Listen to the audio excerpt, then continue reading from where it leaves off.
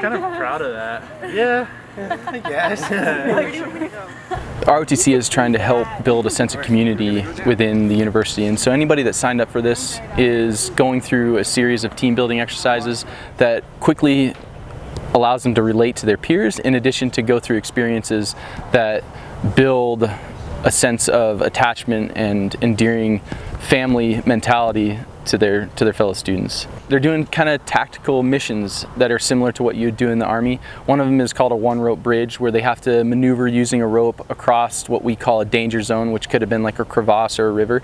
All these different activities really rely on them to communicate, work together, as well as to build trust with each other, because some of them have either high stress through just the mental demand or just a high stress scenario with the physical demand that they do. I'm Grace Friend. I'm from Boise, Idaho. I'm double majoring in Parks, Tourism and Recreation Management and Resources Conservation. I was a little bit nervous. It was really interesting to be tossed in with a group of people that I didn't really know if I had anything in common with, so it was a little nerve-wracking, but it's been a really cool experience so far.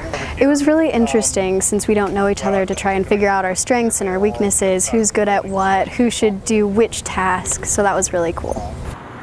Okay, if you're not, yeah, perfect. Good job. It's been really cool to be tossed in with a bunch of people who are in the same situation as I am, being an incoming freshman, not knowing people, and just getting to know other people and what they're doing.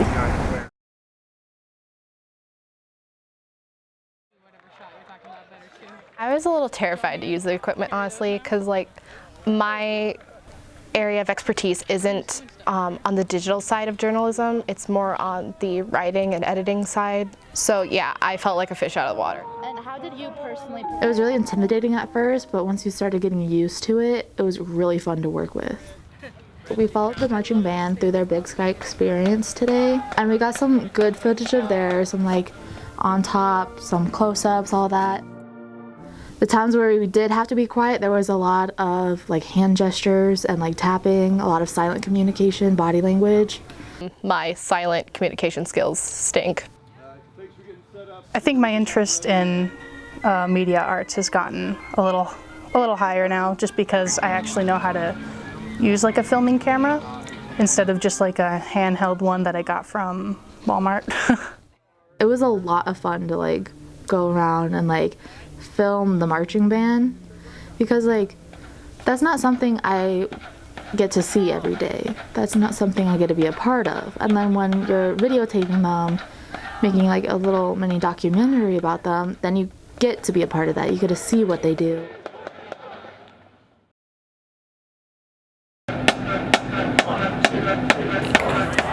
We rehearse from about 9 a.m. until 8 p.m. every day. And of course we're off for lunch and dinner, but we put in probably 10 hours a day in one way or another, either on the field or in music rehearsals, and we're trying to get ready with a full pregame show and a full halftime for that game on September 7th. Ready? My name's Allie Freck. I usually play tenor saxophone, but I'm playing sousaphone and marching band. Well, I usually play tenor saxophone, and I started sousaphone yesterday. Yesterday after lunch, and so we're on to day 2. It gets easier the more you play, but it's my first brass. My name's Lane Olberg. I am a section leader for the low brass section here. Oh, I always think that marching band is a great way just for people to meet lots of new people. You immediately get in touch with upperclassmen that can help you out with a lot of different things in college, so it's just great networking, honestly.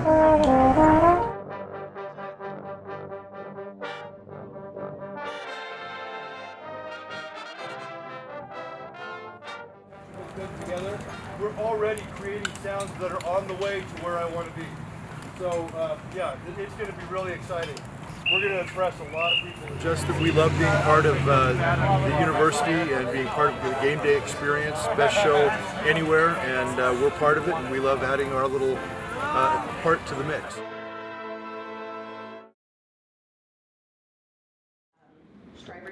Food insecurity on college campuses has existed as long as colleges have. Around 42% of UM students have faced food insecurity. So I'm Kat Cowley. I use she, her pronouns. I'm the student coordinator for the UM Food Pantry with ASUM and a graduate student in public administration. We started with a tour of the pantry. I did a presentation, but the big fun thing we did today was a kind of food pantry version of Chopped to get students kind of to understand what it's like to be in that situation and have to rely on a small number of SNAP dollars and a food pantry. How do you work that out? How do you make good food while you're there?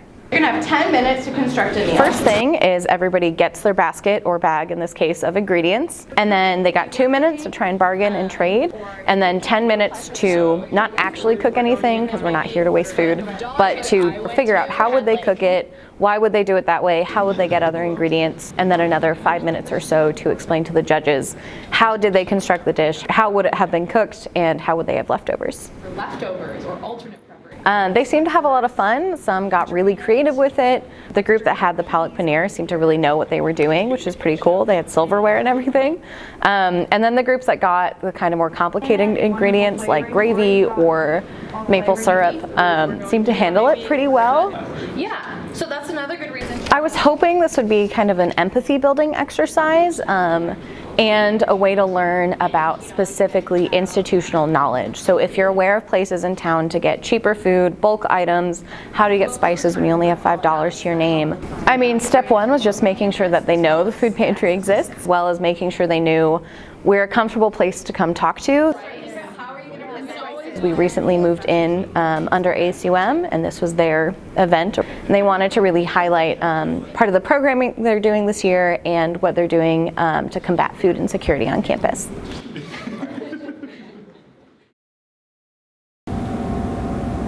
No, I kind of expected just to learn a little bit more about drones. I thought it was really cool, the entire idea of unmanned flying craft, and I thought this would be a good way to experience that, kind of dip my toes in and get a feel for what a career path in that area would be like.